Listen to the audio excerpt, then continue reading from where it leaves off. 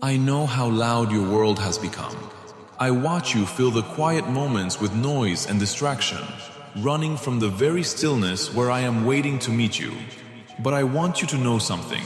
Silence is not empty. It is the sacred space where you are truly heard and deeply known. Just pause for a moment. Turn your face to me. Do you remember my friend Martha?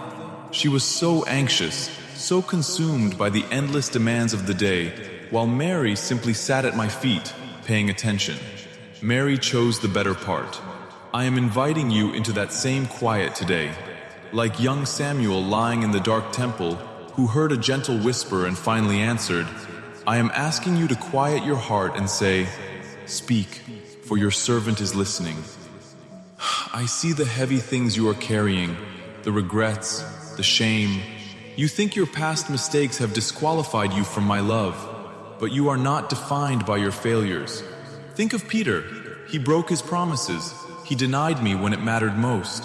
Yet, I didn't cast him away. I met him on the shore with a warm fire, prepared a meal for him, and restored him. You are never defined by how far you fall. You are defined by your return to grace. Turn your face to me. Let me wash away the shame.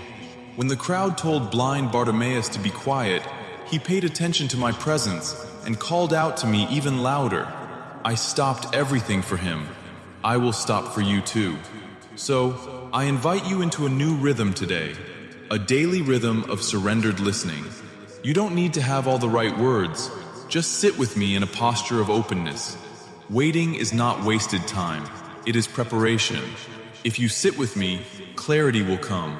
You are seen. You are cherished. You are completely known. May my peace, which surpasses all earthly understanding, guard your heart and your mind. May you walk in the quiet confidence of my endless grace today and always. Amen.